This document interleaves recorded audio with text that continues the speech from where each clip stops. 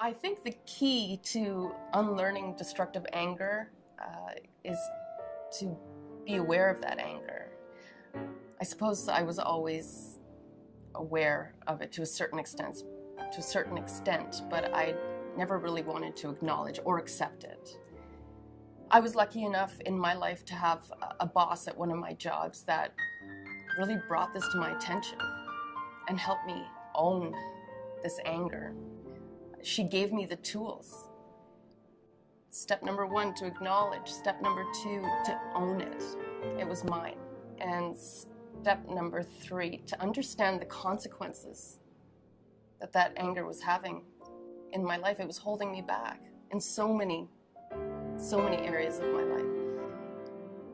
It was a huge turning point for me, and I can honestly say that it's benefited my life in so many aspects, because now I have the tools to express it my anger in a healthy way.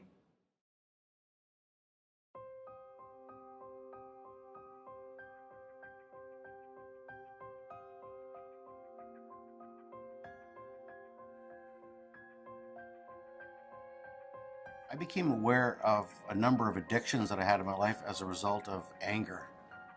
And I was in a lot of denial because I always thought anger was something that was external, that would show rage. And as a result of that, I denied it. But what was happening is I was going into states of withdrawal and ultimately depression. And I would shut right down and I'd start missing work. And as a result of missing work and depression, I went to a therapist. They said, you are clinically depressed. And I went into short-term disability. But what I would do to hide that anger is I would go and drink.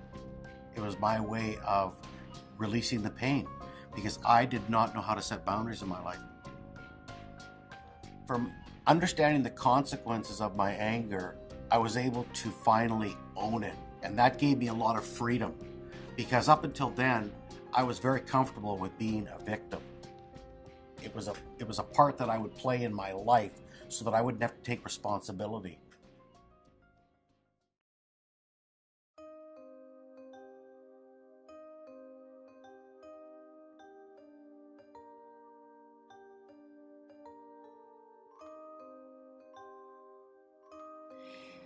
When I realized all the negative impacts my anger was having in my life, I actually became a little sad and scared.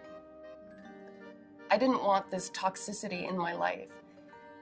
And it was right there that I made a commitment to help myself, to get the tools to overcome this destructive part of myself. What I decided to do was to start reading up on it. And there's so many tools available out there. And I also found it really helpful to talk to others and to understand how they dealt with anger. It seemed to help me a lot. One of the biggest things I've learned is just to be aware of the emotion of anger.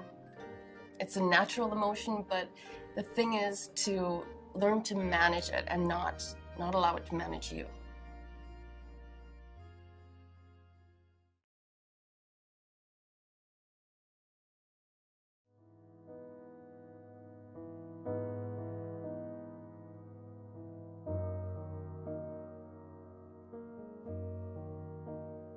I finally came to the realization that I needed to do something about my anger and in my relationships with others and express how I felt in those relationships, because I looked at my life and I backed up my life and I said, I don't want to be a mouse anymore.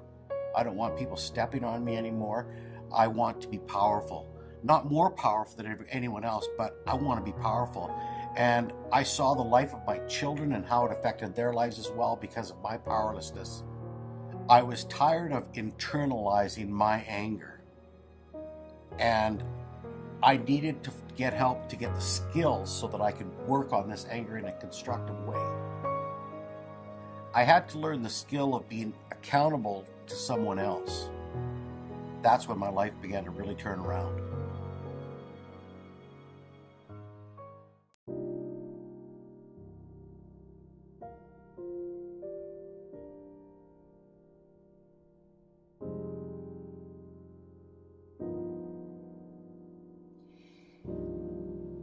I'm not 100% healed. Just as consistency and repetition led to my explosive anger, consistency and repetition will be the keys to controlling that anger. I understand, and it's important for everyone to understand that this isn't going to happen overnight. It's a process, and it's going to take time. And as I overcome this destructive anger, it's replaced. It's replaced with peace. Peace in my heart, peace in my mind. I'm happier.